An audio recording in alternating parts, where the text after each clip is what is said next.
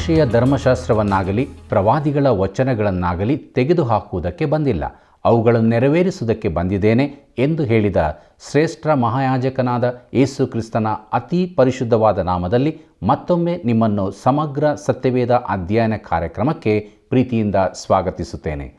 ಪ್ರಿಯರೇ, ಇಬ್ರಿಯರಿಗೆ ಬರೆದ ಪತ್ರಿಕೆಯ ಅಧ್ಯಯನದ ಹೆಚ್ಚು ಕಡಿಮೆ ಅರ್ಧದಷ್ಟು ಭಾಗವನ್ನು ದಾಟಿ ಬಂದಿರುವ ನಾವು ಈ ಕಾರ್ಯಕ್ರಮಗಳ ಮೂಲಕ ಅನೇಕ ಹೊಸ ವಿಷಯಗಳನ್ನು ಕಲಿತುಕೊಂಡಿರುತ್ತೇವಲ್ಲವೇ? ಕಳೆದ ಕಾರ್ಯಕ್ರಮದಲ್ಲಿ ಇಬ್ರಿಯರಿಗೆ ಬರೆದ ಪತ್ರಿಕೆ 8ನೇ ಅಧ್ಯಾಯದ ಧ್ಯಾನವನ್ನು ಆರಂಭಿಸಿದ ನಾವು ಮೊದಲಿನ 5 ವಚನಗಳನ್ನು ಧ್ಯಾನ ಮಾಡಿಕೊಂಡು ನಿಜವಾದ ದೇವದರ್ಶನದ ಗುಡಾರ, ಹೊಸ ಒಡಂಬಡಿಕೆಯು ಹಳೆಯದಕ್ಕಿಂತ ಉತ್ತಮವಾದದ್ದು ಎಂಬ ಪ್ರಸ್ತಾಪದ ಅಡಿಯಲ್ಲಿ ದೇವದರ್ಶನ ಗುಡಾರದಲ್ಲಿ ಕಂಡುಬರುವ ವಿವಿಧ ವಸ್ತುಗಳು ಯೇಸು ಕ್ರಿಸ್ತನನ್ನೇ ಸೂಚಿಸುತ್ತವೆ ಎಂದು ತಿಳಿದುಕೊಂಡೆವು.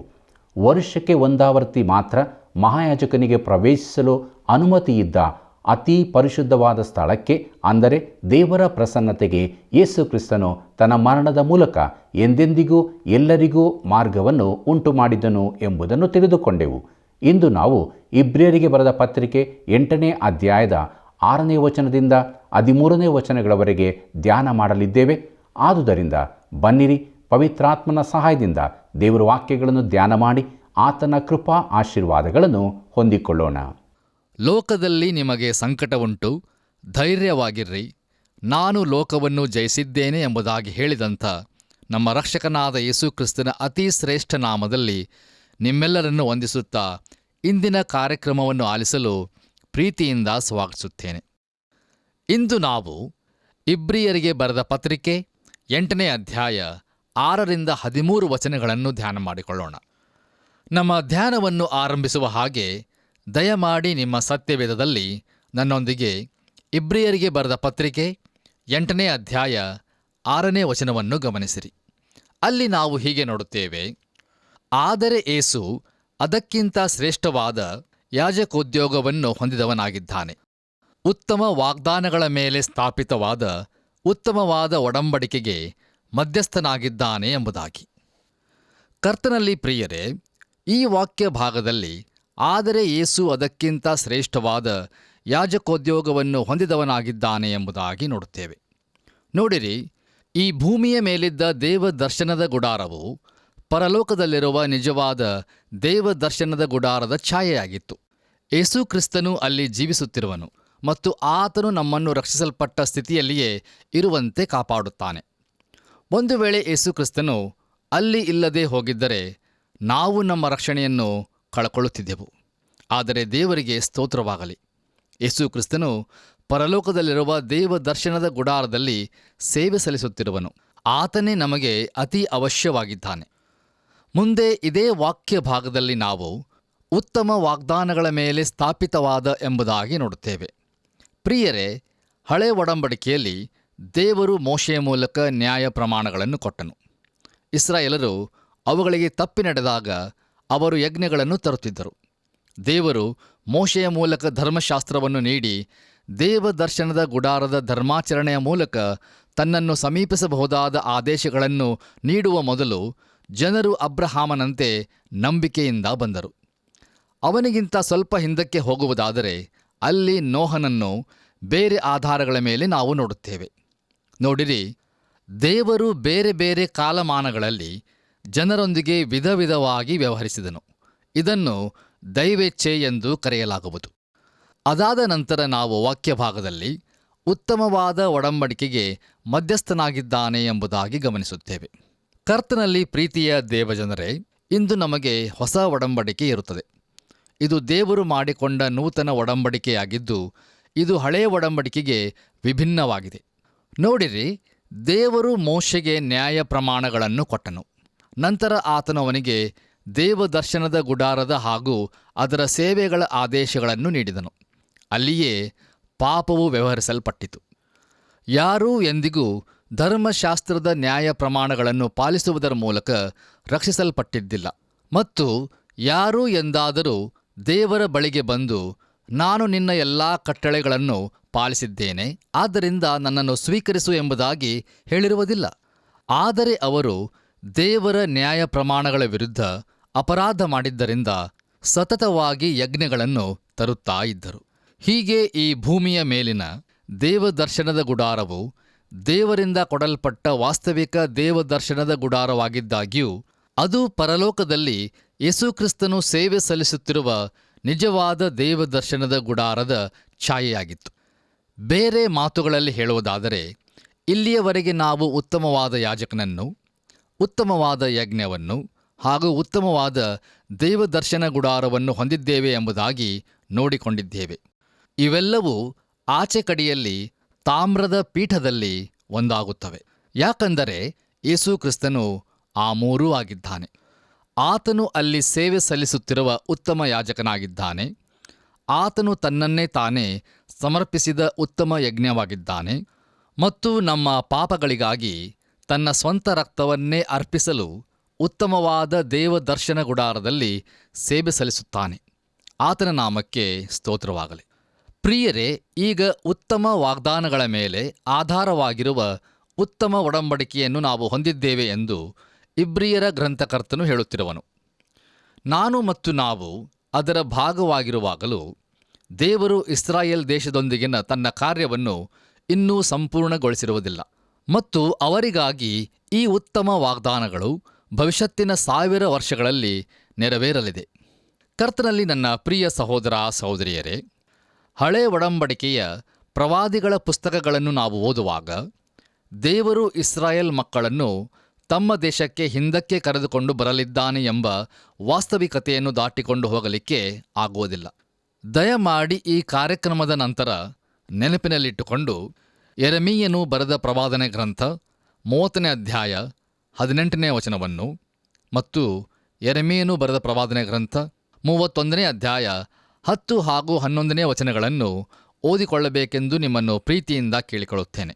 ಯಾಕಂದರೆ ಈ ವಾಕ್ಯ ಭಾಗಗಳು ಇಸ್ರಾಯೇಲರು ತಮ್ಮ ಸ್ವದೇಶಕ್ಕೆ ಹಿಂದಿರುಗುವುದರ ಬಗ್ಗೆ ತಿಳಿಸುತ್ತವೆ.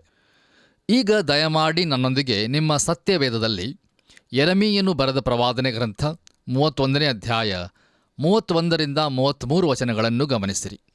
ಅಲ್ಲಿ ಹೀಗೆ ನೋಡುತ್ತೇವೆ: ಯೆಹೋವನು ಇಂತೆನ್ನುತ್ತಾನೆ, ಇಗೋ, ನಾನು ಇಸ್ರಾಯೇಲ್ ವಂಶದವರೊಂದಿಗೂ ಯಹೂದ ವಂಶದವರೊಂದಿಗೂ ಹೊಸದಾಗಿರುವ ಒಂದು ಒಡಂಬಡಿಕೆಯನ್ನು ಮಾಡಿಕೊಳ್ಳುವ ದಿನಗಳು ಬರುವವು. ಈ ಒಡಂಬಡಿಕೆಯು ನಾನು ಇವರ ಪಿತೃಗಳನ್ನು ಕೈಹಿಡಿದು ಐಗುಪ್ತ ದೇಶದೊಳಗಿಂದ ಕರತಂದಾಗ ಅವರ ಸಂಗಡ ಮಾಡಿಕೊಂಡ ಒಡಂಬಡಿಕೆಯಂಥದಲ್ಲ. ನಾನು ಅವರಿಗೆ ಪತಿಯಾಗಿದ್ದರೂ ಆ ನನ್ನ ಒಡಂಬಡಿಕೆಯನ್ನು ಅವರು ಮೀರಿದರಷ್ಟೆ.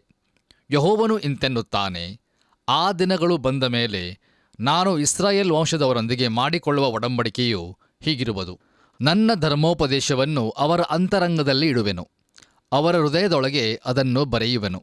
ನಾನು ಅವರಿಗೆ ದೇವರಾಗಿರುವೆನು, ಅವರು ನನಗೆ ಪ್ರಜೆಯಾಗಿರುವರು ಎಂಬುದಾಗಿ. ಕರ್ತನಲ್ಲಿ ಪ್ರಿಯರೇ, ಇಲ್ಲಿ ಯೆಹೋವ ದೇವರು ಹೇಳುತ್ತಿರುವುದೇನೆಂದರೆ, ನಾನು ಮುಂಚೆ ಇಸ್ರಾಯೇಲರಿಗೆ ಕಲ್ಲಿನ ಹಲಿಗೆಗಳ ಮೇಲೆ ನನ್ನ ಆಜ್ಞೆಗಳನ್ನು ಕೊಟ್ಟೆನು ಮತ್ತು ಅವರು ಅದನ್ನು ಪಾಲಿಸದೇ ಹೋದರು. ಆದರೆ ಈಗ ನಾನು ಅವರ ಹೃದಯವೆಂಬ ಮಾಂಸದ ಹಲಗೆಗಳ ಮೇಲೆ ಬರೆಯಲಿದ್ದೇನೆ ಎಂಬುದಾಗಿ. ನೋಡಿರಿ, ಆತನು ಅದನ್ನು ಇನ್ನೂ ಮಾಡಿರುವುದಿಲ್ಲ. ಆದರೆ ಒಂದು ದಿನ ಯೆರೆಮೀಯನ ಪ್ರವಾದನೆಯು ಖಂಡಿತವಾಗಿಯೂ ನೆರವೇರಲಿದೆ. ಆ ಪ್ರವಾದನೆಯಲ್ಲಿ ಮುಂದುವರೆದು ನಾವು ಹೀಗೆ ನೋಡುತ್ತೇವೆ: ನೆರೆಹೊರೆಯವರು, ಅಣ್ಣ ತಮ್ಮಂದಿರು ಒಬ್ಬರಿಗೊಬ್ಬರು ಯೆಹೋವನ ಜ್ಞಾನವನ್ನು ಪಡೆಯಿರಿ ಎಂದು ಇನ್ನು ಮೇಲೆ ಬೋಧಿಸಬೇಕಾಗಿರುವುದಿಲ್ಲ. ಚಿಕ್ಕವರು ಮೊದಲುಗೊಂಡು ದೊಡ್ಡವರ ತನಕ ಎಲ್ಲರೂ ನನ್ನ ಜ್ಞಾನವನ್ನು ಪಡೆದಿರುವರು. ನಾನು ಅವರ ಅಪರಾಧವನ್ನು ಕ್ಷಮಿಸಿ ಅವರ ಪಾಪವನ್ನು ನನ್ನ ನೆನಪಿಗೆ ತರುವುದಿಲ್ಲ. ಇದು ಯೆಹೋವನ ನುಡಿ ಎಂಬುದಾಗಿ ಯೆರೆಮೀಯನ ಪ್ರವಾದನೆ ಗ್ರಂಥ 31ನೇ ಅಧ್ಯಾಯ 34ನೇ ವಚನದಲ್ಲಿ ನಾವು ನೋಡುತ್ತೇವೆ. ಪ್ರಿಯರೇ, ಇದನ್ನೇ ಇಬ್ರಿಯರ ಗ್ರಂಥಕರ್ತನು ಮಾತಾಡುತ್ತಿರುವನು. ಹೊಸ ಒಡಂಬಡಿಕೆಯು ಉತ್ತಮ ವಾಗ್ದಾನಗಳ ಮೇಲೆ ಸ್ಥಾಪಿತವಾಗಿದೆ. ಯೇಸು ಕ್ರಿಸ್ತನು ಉತ್ತಮ ಒಡಂಬಡಿಕೆಯ ಮಧ್ಯಸ್ಥನಾಗಿದ್ದಾನೆ. ಯಾಕಂದರೆ ಅದು ಉತ್ತಮ ವಾಗ್ದಾನಗಳನ್ನು ಒಳಗೊಂಡಿರುತ್ತದೆ. ನಮ್ಮ ಧ್ಯಾನವನ್ನು ಮುಂದುವರಿಸಿ ಇಬ್ರಿಯರಿಗೆ ಬರೆದ ಪತ್ರಿಕೆ 8ನೇ ಅಧ್ಯಾಯ 7ನೇ ವಚನವನ್ನು ಓದಿಕೊಳ್ಳೋಣ. ಅಲ್ಲಿ ಹೀಗೆ ಬರೆದದೆ: ಆ ಮೊದಲನೆಯ ಒಡಂಬಡಿಕೆಯು ದೋಷವಿಲ್ಲದ್ದಾಗಿದ್ದರೆ ಎರಡನೆಯ ಒಡಂಬಡಿಕೆಗೆ ಅವಕಾಶವೂ ಇರುತ್ತಿರಲಿಲ್ಲ ಎಂಬುದಾಗಿ. ಈ ವಾಕ್ಯ ಭಾಗದಲ್ಲಿ ಆ ಮೊದಲನೆಯ ಒಡಂಬಡಿಕೆಯು ದೋಷವಿಲ್ಲದ್ದಾಗಿದ್ದರೆ ಎಂಬುದಾಗಿ ನೋಡುವಾಗ, ಆ ಮೊದಲನೆಯ ಒಡಂಬಡಿಕೆಯು ಯಥೋಚಿತವಾದದ್ದಾಗಿರದೆ ಒಂದು ಉತ್ತಮವಾದ ಒಡಂಬಡಿಕೆಗಾಗಿ ಅವಶ್ಯಕತೆಯನ್ನು ಉಂಟುಮಾಡಿತು ಎಂಬುದು ಇದರಿಂದ ತಿಳಿದುಬರುತ್ತದೆ. ಕೆಲವರು ಹಾಗಾದರೆ ಹಳೆಯ ಒಡಂಬಡಿಕೆಯು ತಪ್ಪಾಗಿತ್ತು ಎಂದು ಹೇಳುತ್ತಾರೆ. ಇಲ್ಲ ಪ್ರಿಯರೇ, ವಿಷಯವು ಹೀಗಿರುವುದಿಲ್ಲ. ಈಗ ದಯಮಾಡಿ 8ನೇ ವಚನವನ್ನು ಗಮನಿಸಿರಿ. ಅಲ್ಲಿ ಹೀಗೆ ನೋಡುತ್ತೇವೆ, ಆದರೆ ದೇವರು ಆ ಒಡಂಬಡಿಕೆಗೆ ಸೇರಿದವರ ಮೇಲೆ ತಪ್ಪು ಹೊರಿಸಿ ಹೀಗಂದನು, ಇಗೋ ನಾನು ಇಸ್ರಾಯೇಲ್ ವಂಶದವರೊಂದಿಗೂ ಯಹೂದ ವಂಶದವರೊಂದಿಗೂ ಹೊಸದಾಗಿರುವ ಒಂದು ಒಡಂಬಡಿಕೆಯನ್ನು ಮಾಡಿಕೊಳ್ಳುವ ದಿನಗಳು ಬರುವವು ಎಂದು ಕರ್ತನು ಹೇಳುತ್ತಾನೆ ಎಂಬುದಾಗಿ. ಕರ್ತನಲ್ಲಿ ಪ್ರಿಯರೇ, ಈ ವಾಕ್ಯ ಭಾಗದಲ್ಲಿ ದೇವರು ಆ ಒಡಂಬಡಿಕೆಗೆ ಸೇರಿದವರ ಮೇಲೆ ತಪ್ಪು ಹೊರಿಸಿ ಎಂಬುದಾಗಿ ನೋಡುತ್ತೇವೆ. ಅಂದರೆ ದೇವರು ಜನರ ಮೇಲೆ ತಪ್ಪು ಹೊರಿಸಿದನೇ ಹೊರತು ಒಡಂಬಡಿಕೆಯ ಮೇಲಲ್ಲ. ನೋಡಿರಿ, ಸಮಸ್ಯೆಯು ದೇವರ ಒಡಂಬಡಿಕೆಯೊಂದಿಗೆ ಎಂದಿಗೂ ಇರಲಿಲ್ಲ. ದೇವರ ಒಡಂಬಡಿಕೆಯು ತಪ್ಪಾಗಿರಲಿಲ್ಲ. ಆದರೆ ನನ್ನಲ್ಲಿ ಮತ್ತು ನಮ್ಮಲ್ಲಿ ಬಹಳ ತಪ್ಪು ಇತ್ತು. ನಾವು ಧರ್ಮಶಾಸ್ತ್ರದ ನ್ಯಾಯ ಪ್ರಮಾಣಗಳನ್ನು ಪಾಲಿಸಲು ಮತ್ತು ಅದರ ಅಗತ್ಯತೆಗಳ ಮಟ್ಟವನ್ನು ನಿಲುಕಲು ಶಕ್ತರಾಗಿರುವುದಿಲ್ಲ. ಮುಂದೆ ಈ ವಾಕ್ಯ ಭಾಗದಲ್ಲಿ ನಾವು ಇಗೋ ನಾನು ಇಸ್ರಾಯೇಲ್ ವಂಶದವರೊಂದಿಗೂ ಯಹೂದ ವಂಶದವರೊಂದಿಗೂ ಹೊಸದಾಗಿರುವ ಒಂದು ಒಡಂಬಡಿಕೆಯನ್ನು ಮಾಡಿಕೊಳ್ಳುವ ದಿನಗಳು ಬರುವವು ಎಂದು ಕರ್ತನು ಹೇಳುತ್ತಾನೆ ಎಂಬ ಯೆರೆಮೀಯನ ಪ್ರವಾದನೆಯನ್ನು ಈಗಷ್ಟೇ ಓದಿದ್ದೇವೆ. ಇದರ ಕುರಿತು ಪ್ರಿಯರೇ ನಾವು ಸತ್ಯವೇದದಲ್ಲಿ ಇತರ ಪ್ರವಾದಿಗಳ ಪುಸ್ತಕಗಳಲ್ಲಿಯೂ ಸಹ ನಾವು ಓದಬಹುದು. ಬನ್ನಿರಿ, ನಮ್ಮ ವಾಕ್ಯ ಧ್ಯಾನದಲ್ಲಿ ಮುಂದುವರೆದು ಇಬ್ರಿಯರಿಗೆ ಬರೆದ ಪತ್ರಿಕೆ 8ನೇ ಅಧ್ಯಾಯ 9ನೇ ವಚನವನ್ನು ಓದಿಕೊಳ್ಳೋಣ. ಈ ಒಡಂಬಡಿಕೆಯು ನಾನು ಇವರ ಪಿತೃಗಳನ್ನು ಕೈಹಿಡಿದು ಐಗುಪ್ತ ದೇಶದೊಳಗಿಂದ ಕರತಂದಾಗ ಅವರ ಸಂಗಡ ಮಾಡಿಕೊಂಡ ಒಡಂಬಡಿಕೆಯಂಥದ್ದಲ್ಲ. ಅವರು ನನ್ನ ಒಡಂಬಡಿಕೆಯಲ್ಲಿ ಸ್ಥಿರವಾಗಿ ನಿಲ್ಲಲಿಲ್ಲವಾದ್ದರಿಂದ ನಾನು ಅವರ ಚಿಂತೆಯನ್ನು ಬಿಟ್ಟೆನೆಂದು ಕರ್ತನು ಹೇಳುತ್ತಾನೆ ಎಂಬುದಾಗಿ. ಪ್ರಿಯ ದೇವಜನರೇ, ಜನರು ಮೊದಲನೆಯ ಒಡಂಬಡಿಕೆಯನ್ನು ಮುರಿದರು. ಅದು ಯಾವ ಹಕ್ಕಿನಿಂದ ಕೇಳುತ್ತಿತ್ತೋ ಅದನ್ನು ನೆರವೇರಿಸಲು ಅದು ಅವರನ್ನು ಶಕ್ತರನ್ನಾಗಿ ಮಾಡಲಿಲ್ಲ. ನಾವು ಮುಂದುವರೆದು 10ನೇ ವಚನವನ್ನು ಗಮನಿಸುವಾಗ ಅಲ್ಲಿ ಹೀಗೆ ನೋಡುತ್ತೇವೆ, ಆ ದಿನಗಳು ಬಂದ ಮೇಲೆ ನಾನು ಇಸ್ರಾಯೇಲ್ ವಂಶದವರೊಂದಿಗೆ ಮಾಡಿಕೊಳ್ಳುವ ಒಡಂಬಡಿಕೆಯು ಹೀಗಿರುವುದು. ನನ್ನ ಆಜ್ಞೆಗಳನ್ನು ಅವರ ಮನಸ್ಸಿನಲ್ಲಿ ಇಡುವೆನು, ಅವರ ಹೃದಯದ ಮೇಲೆ ಅವುಗಳನ್ನು ಬರೆಯುವೆನು. ನಾನು ಅವರಿಗೆ ದೇವರಾಗಿರುವೆನು, ಅವರು ನನಗೆ ಪ್ರಜೆಯಾಗಿರುವರು ಎಂಬುದಾಗಿ. ಪ್ರಿಯರೇ, ದಯಮಾಡಿ ಗಮನಿಸಿರಿ, ಹೊಸ ಅಥವಾ ನೂತನ ಒಡಂಬಡಿಕೆಯು ಕಲ್ಲಿನ ಹಲಗೆಗಳ ಮೇಲೆ ಬರೆಯಲ್ಪಡದೆ ಅದು ಜನರ ಹೃದಯದ ಮೇಲೆ ಬರೆಯಲ್ಪಡುವುದು. ಹೀಗೆ ಮಾಡುವುದರಿಂದ ಅವರು ಅದಕ್ಕೆ ವಿಧೇಯರಾಗಲು ಶಕ್ತರಾಗುವರು.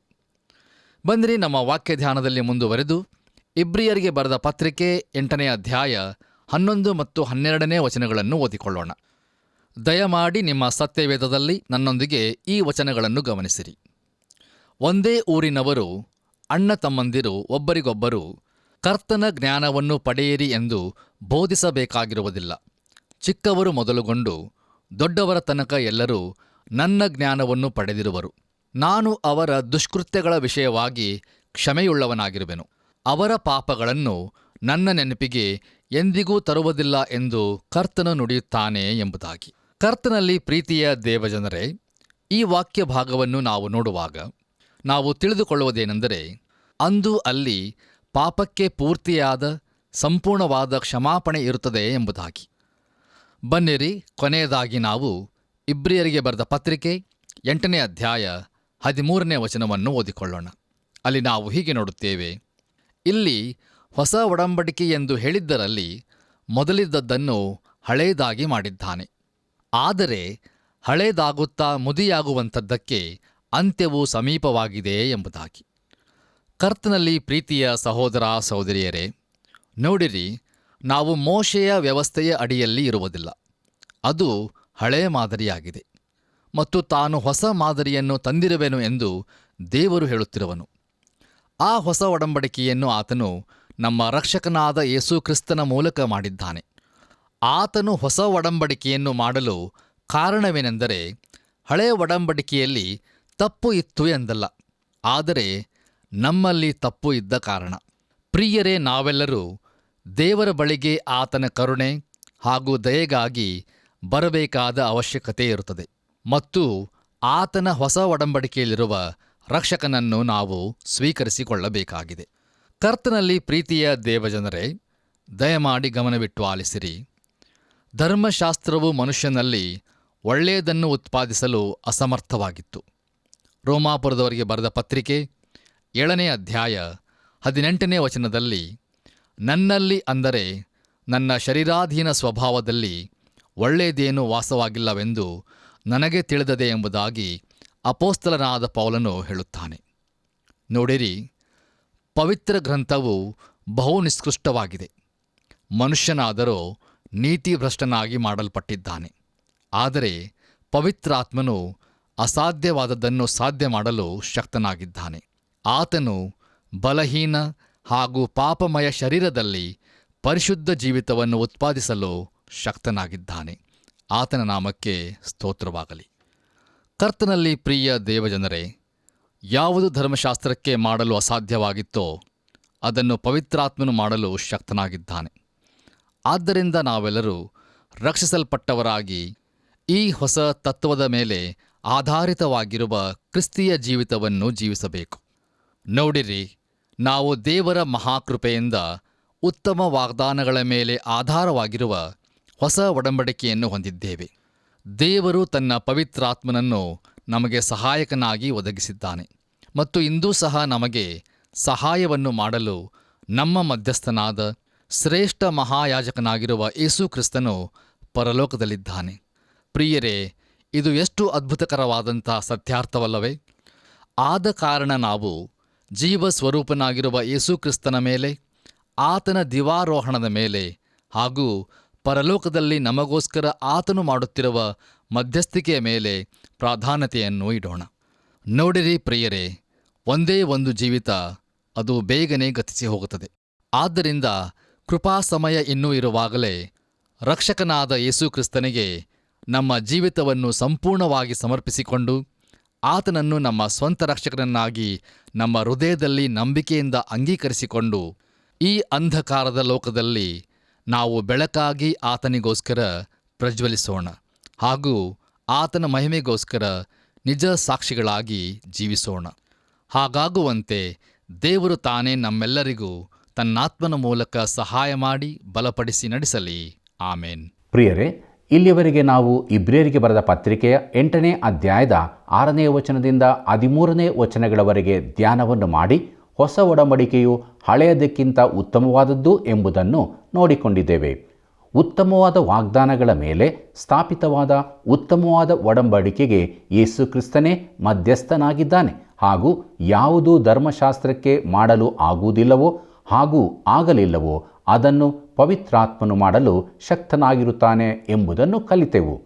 ಪ್ರಿಯರೇ, ಪವಿತ್ರಾತ್ಮನ ಅಧೀನಕ್ಕೆ ನಮ್ಮ ದೇಹ, ಆತ್ಮ, ಪ್ರಾಣಗಳನ್ನು ಒಪ್ಪಿಸಿಕೊಟ್ಟು ಮುಂದಿನ ಕಾರ್ಯಕ್ರಮಗಳ ವೀಕ್ಷಣೆಗೆ ಪೂರ್ಣ ಸಿದ್ಧತೆಯೊಂದಿಗೆ ಬರಬೇಕೆಂದು ನಿಮ್ಮನ್ನು ಪ್ರೀತಿಯಿಂದ ಕೇಳಿಕೊಳ್ಳುತ್ತೇನೆ. ಬನ್ನಿರಿ, ನಾವೆಲ್ಲರೂ ಒಟ್ಟಾಗಿ ಪ್ರಾರ್ಥನೆ ಮಾಡೋಣ. ಕೃಪಾಪೂರ್ಣನಾದ ದೇವರೇ, ನಿನ್ನ ವಾಕ್ಯಗಳ ಮೂಲಕವಾಗಿ ನೀನು ನಮ್ಮ ಸಂಗಡ ಮಾತನಾಡಿದ್ದಿ, ಬಲಪಡಿಸಿದ್ದಿ. ನಿನ್ನ ನಾಮಕ್ಕೆ ಅನಂತ ಸ್ತೋತ್ರವಾಗಲಿ. ಅನುದಿನವೂ ನಿನ್ನನ್ನು ಪ್ರೀತಿಸುತ್ತಾ ನೀನು ನಮಗೆ ಕೊಟ್ಟಂಥ ರಕ್ಷಣೆಯಲ್ಲಿ ಮುನ್ನಡೆಯುವುದಕ್ಕೆ ಸಹಾಯ ಮಾಡು. ಯಾರ್ಯಾರು ನಿನ್ನ ವಾಕ್ಯಗಳನ್ನು ಆಲಿಸಿದಾರೋ, ಧ್ಯಾನ ಮಾಡಿದಾರೋ ಅಂಥವರೆಲ್ಲರ ಜೀವಿತಗಳಲ್ಲಿ ನೀನು ಕಾರ್ಯ ಮಾಡಬೇಕಾಗಿ ಬೇಡುತ್ತೇವೆ. ರಕ್ಷಣೆಯ ಜೀವಿತಕ್ಕೆ, ನಿರೀಕ್ಷೆಯ ಜೀವಿತಕ್ಕೆ ನಡೆಸು.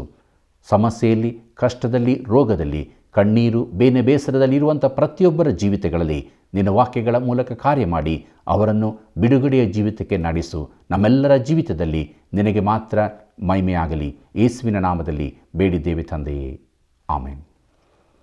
ಪ್ರಿಯರೇ, ಸಮಗ್ರ ಸತ್ಯವೇದ ಅಧ್ಯಯನವು ನಿಮಗೆ ಆಶೀರ್ವಾದದಾಯಕವಾಗಿದೆಯಲ್ಲವೇ? ಹಾಗಾದರೆ ಇಂದೇ ನಾವು ನೀಡುವ ಮೊಬೈಲ್ ಸಂಖ್ಯೆಗೆ ಮಿಸ್ ಕಾಲ್ ಮಾಡಿ ಈ ಸೇವೆಯನ್ನು ಪ್ರೋತ್ಸಾಹಿಸುವಿರಾ? ಹಾಗೆ ಮಾಡುವುದಕ್ಕಾಗಿ ನಿಮಗೆ ನಮ್ಮ ವಂದನೆಗಳು. ಮುಂದಿನ ಕಾರ್ಯಕ್ರಮದಲ್ಲಿ ಭೇಟಿಯಾಗೋಣ. ದೇವರು ನಿಮ್ಮೆಲ್ಲರನ್ನು ಆಶೀರ್ವದಿಸಿ ನಡೆಸಲಿ.